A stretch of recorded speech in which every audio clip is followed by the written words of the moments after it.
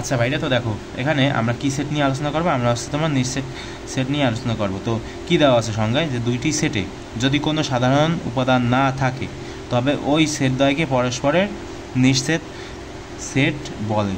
তো মানে এই যে সংজ্ঞাটা, এই সংজ্ঞাটা দেখে অনেকে হয়তো বুঝতে পারে না এই যে বিষয়টা কি। তো যদি একটা উদাহরণ দেওয়া হয় তাহলে হয়তো অনেকে বুঝে যাবে। তো দেখো, এ একটা সেট আর এর কিছু উপাদান দেওয়া আছে। কী দেওয়া আছে, যে 1 3 5 7। আর বিও একটা সেট যার উপাদান হচ্ছে তোমার 2 4 6 আর কি। তো এখানে এগুলো হচ্ছে তোমার জোড় আর এগুলো হচ্ছে তোমার বিজোড়। তার মানে কি, দুইটা নিশ্চয়ই ভিন্ন জিনিস।